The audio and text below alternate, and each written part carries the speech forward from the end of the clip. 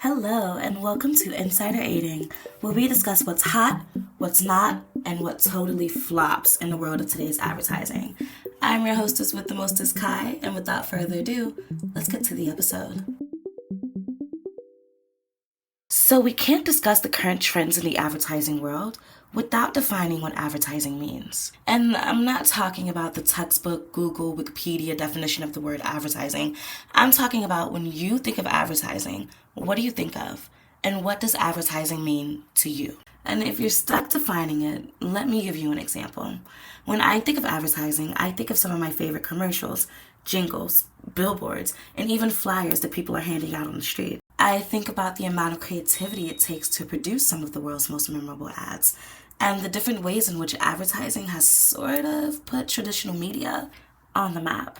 But there is a catch, right? I mean, all good things must come to an end. Okay, I promise I did not mean to make that sound so dramatic, but what I mean is traditional media isn't coming to an end. Print, TV, broadcast radio will always be around, at least for now.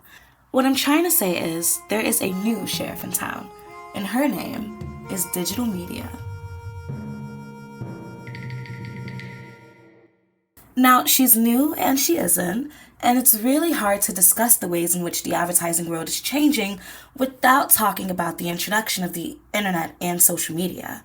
Now more companies are looking for social media managers, and more advertising campaigns are now fully happening online with the introduction of QR codes and hashtags.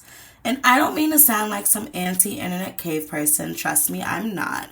I believe that digital media is probably one of the best things to happen to the advertising community. I mean, because of the internet and social media, we can reach wider audiences, obtain information for more creative ideas, and share messages faster and on different channels.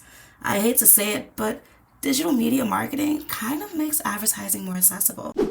And now that all of those pros are out of the way, it's time to discuss the cons of digital marketing, the internet, and social media. If you didn't know by now, I'm talking about cancel culture. I know, I literally don't want to talk about it either, but we can't gloss over it. Sometimes it runs the internet. And for those of you who don't know, the actual definition, as defined by Wikipedia, yeah, cancel culture has our own Wikipedia page, isn't that crazy? But cancel culture is a form of ostracism in which someone is thrust out of social or professional circles, whether it be online, on social media, or in person. And now you're probably wondering what digital marketing and advertising has to do with cancel culture. And lucky for you, I'm here to answer that question. The last decade gave us some of the best and worst social change ads in the name of activism. And it's important now more so than ever for brands to be explicit in sharing their own social and political views in a consumer market that has more exposure to these issues. In shorter terms, for most of these companies, it's no longer about just being pretty. They have to be moral too.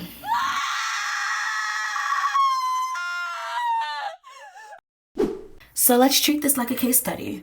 I've researched 2 ads that were released in the last 5 years whose topic was centered around a social political issue. First is the Gillette We Believe the Best Men Can Be short film that was released in the midst of the hashtag #MeToo movement in 2019. The second ad is the infamous Kendall Jenner Pepsi commercial released in 2017. These ads are from 2 completely different companies, and their messages are also vastly different in subject matter. Instead of getting into the overall specifics of each ad, for this quote-unquote case study, we'll evaluate the general public's reaction, what could have been done better, and lastly, how to avoid a social media storm when it comes to relaying messages of social importance. So for those of you who haven't seen the Gillette ad, a quick synopsis is we see different groups of men facing situations. We hear familiar sayings like boys will be boys, men catcalling and assaulting women in social settings like the workplace and bars, and a young boy who is being chased and bullied by his peers.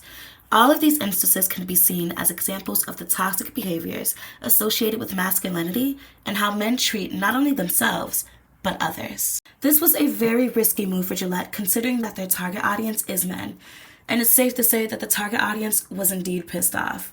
A lot of the comments online accused the ad of having anti-men undertones, and a lot of men were pushing for a boycott of the company.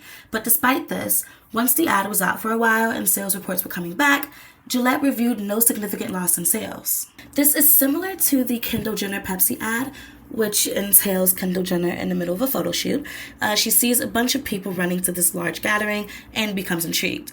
After some thinking, she snatches off her outfit for the photo shoot, essentially shedding her celebrity, and joins the crowd to see that they are protesting. Deciding to join in, she grabs a cold one, aka a Pepsi, and marches to the front lines to hand it to a SWAT officer, and the crowd rejoices.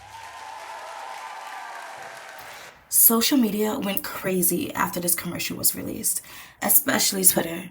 It went as far as people accusing Pepsi of making a mockery of the Black Lives Matter movement and downplaying the serious threat of police brutality in America. Bernice King, daughter of Dr. Martin Luther King, went to Twitter about the ad, saying, quote, "If only Daddy would have known about the power of hashtag Pepsi." And with all this social backlash, I couldn't help but wonder if Pepsi had received any hit in their sales after the ad was released.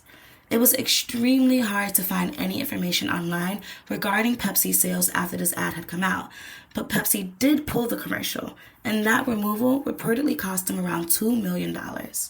When thinking of these two ads in relation to one another, you can't help but wonder why one was more favorable over the other when they're both essentially attempting to tackle the same issue. And it all has to do with tone and formatting.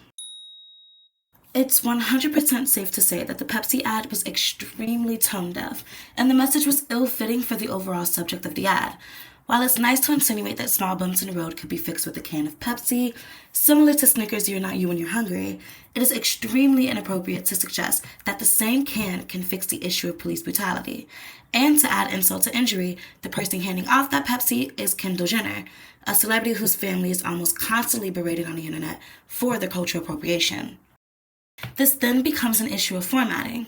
When creating a commercial or advertisement that is centered around a call to action or a social change, involving celebrity endorsement or attaching a celebrity face to that message can be potentially harmful. Celebrities do not represent the general public, especially not Pepsi's consumer market. And you have to put yourself in the shoes of the people who will be watching the advert. In any other situation, having Kendall Jenner in a Pepsi commercial would have been totally fine. But in this instance, it's almost the equivalent of being morally wrong. So what did Gillette do right? Well, for one, their advertisement didn't feel as if it was trying to sell a product, which is almost an essential tone for a call to action advert. While the overall end goal is to sell a product, when tackling issues and situations as serious as these, you want to ensure your audience that you actually care about this topic and that it holds value to your brand or company. When you over-insert your brand or attach celebrity to ads of this genre, it becomes a little impersonal, which is a huge turnoff for consumers. Gillette knows their market and their target audience, and they directly address that audience in the short film. There was never a moment that felt like Gillette was insinuating that toxic masculinity and accountability can be fixed with a nice, clean shave. Instead, they directly address their audience and use their brand image to bring further awareness to an ongoing issue, despite the fact that it, quote, attacked their main audience. It's highly important nowadays for a brand to have some sort of social responsibility, whether that be having products that are made from recycled materials or ensuring that X amount of earnings are annually donated to whichever charity organization. When creating advertisements for these messages, it's imperative to ensure that the audience is left with a sense of understanding of where your brand stands on a certain issue, rather than just employing a call to action to buy the product. And now, thanks to our little case study, we know a few guidelines on how to navigate the introduction of digital marketing to the advertising world and how to avoid being, quote, canceled by this new socially conscious consumer market. And that wraps up this episode of Insider Aiding. Once again, I am your hostess with the mostest, Kai, and I'll see you on the next episode.